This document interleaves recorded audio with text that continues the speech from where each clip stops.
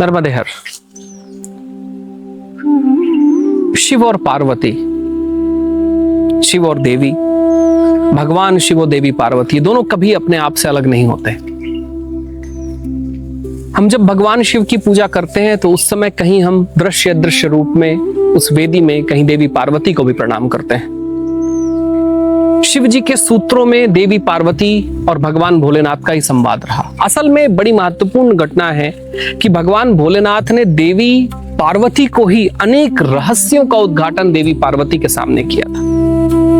भारतीय शास्त्र परंपरा में, भारतीय विज्ञान परंपरा में और सनातन धर्म की ये जो एजोटेरिक हमारी परंपरा रही है, उस परंपरा में देवी पार्वती और भोलेनाथ हमेशा एक साथ हमें नजर आए। अगर जो पूरा सती का जो पूरी हमारे यहाँ महात्म और कथा होकर आती है, वहां पर भी देवी पार्वती का एक रूप और भगवान भोलेनाथ के एक रूप के साथ हमें दिखाया गया है। असल में जब भी भोलेनाथ आए हैं वो देवी पार्वती के साथ आए हैं। जब हम भगवान शिव के मंदिरों में जाते हैं, कई बार ऐसा होता है कि तो हम केवल भगवान शिव के मंत्रों का पाठन कर लेते हैं, ध्यान ही नहीं आता कि हमें वहां पर भगवती के भी मंत्रों का पठन एक साथ करना चाहिए। कई बार बहुत कम लोगों को पता होगा कि एक ऐसा मंत्र है जिसे उमा महेश्वर मंत्र कहते हैं। उमा महेश्वर एक ऐसा मंत्र है जिस मंत्र में एक साथ ही भगवान भोलेनाथ और देवी पार्वती की मंत्रोत्मक पूजा की जाती है, मंत्र के द्वारा पूजा की जाती है, दोनों को एक साथ प्रणाम किया जाता है। असल में जब भी भोलेनाथ और भगवती को एक साथ प्रणाम किया जाएगा, मुझे लगता है जीवन में अनंत आनंद की अनुभूति होगी। एक विशेष बात यह है कि इस मंत्र का जो सबसे बड़ा उपयोग किया गया था इस देश में, ये उनके लिए किया गया था, चाहे वो पुरुष हो चाहे वो महिलाएं हों। कई बार हमारे जीवन में ऐसा होता है कि मनुष्य के जीवन की एक बड़ा महत्वपूर्ण संस्कार विवाह का संस्कार है, मैरिजेस है। और आज के समय में हम जान रहे हैं कि कितनी सारी मैरिजेस अनसक्सेसफुल हो जा रही हैं। ये मैरिजेस अनसक्सेसफुल हो जा रही हैं या हमारी ऊर्जाएं आपस में मिल नहीं पा रही, ये अलग एक दार्शनिक प्रश्न है।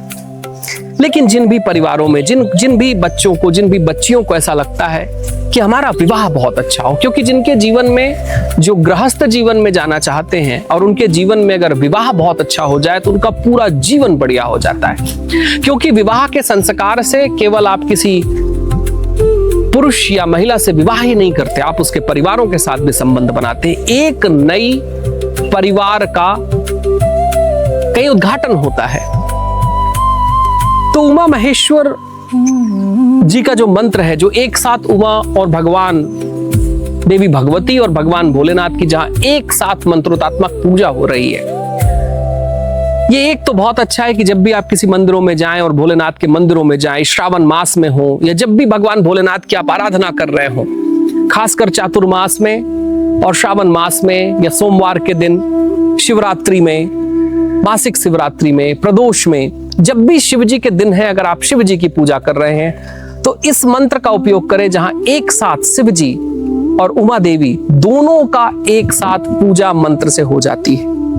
दूसरी बात उन लोगों के लिए जो जीवन में अच्छे जीवन साथी की तलाश में है। अच्छे जीवन साथी की तलाश में होने के लिए आपको ये नहीं देखना कि आपकी चॉइसेस क्या हैं, आपकी हॉबीज क्या हैं, आप क्या करते हैं और क्या नहीं, और सामने वाले को यही हॉबीज जो आपकी है वो पसंद है या नहीं है, या आपको सामने वाले की हॉबीज पसंद है या नहीं है। अक्सर बच्चों से जब मैं पूछता हूं कि वो अपने जीवन साथी में क्या तलाश रहे होते हैं, तो वो जो तलाश रहे होते हैं वो मुझे आज तक तो किसी के जीवन साथी में नहीं मिला, या मिला होगा तो हो सकता है एक आध घंटे के लिए मिला हो।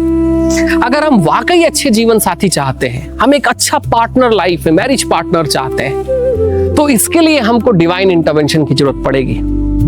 हम डिवाइन से मांगे कि हमें एक ऐसा पति या एक ऐसी पत्नी दे जो पत्नी और पति में ठीक वैसे ही गुण हो, हम में वैसे ही गुण शामिल हो जाएं, उस युवक और उस युवती में वैसे ही गुण शामिल हो जाएं जो गुण कहीं भोलेनाथ और देवी में हुए हैं।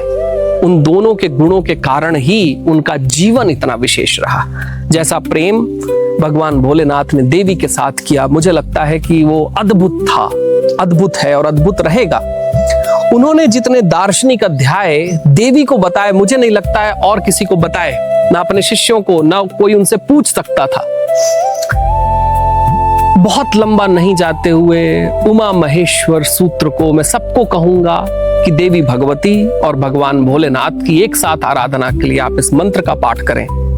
और जो लोग अपने जीवन में अच्छे जीवन साथी को तलाश रहे हैं, उनके घरों में उन लोगों को उमा महेश्वर मंत्र का पाठ आज से शुरू करना चाहिए। जो शादी कर चुके हैं उनको भी ये पढ़ना चाहिए। न जाने परमात्मा कैसे जिस उलझनों में वो उलझे हुए हैं, हो सकता है कोई अपने पति से खुश हो न हो सकता है कोई अपनी पत्नी से खुश हो न हो, और खुश होना है तो उमा महेश्वर मंत्र, और अगर जो खुशी नहीं है उसको लाना है तो उमा महेश्वर मंत्र। लेकिन अपने जीवन में विवाह के संस्कारों को अगर पवित्र बनाना है, पूर्ण बनाना है, अगर विवाह के संस्कारों को ऐसा बनाना है जिससे हमारा जीवन बदल जाए, तो उमा महेश्वर मंत्र का पाठ अवश्य करें माई परिक्रमा में। नर्मदे हर।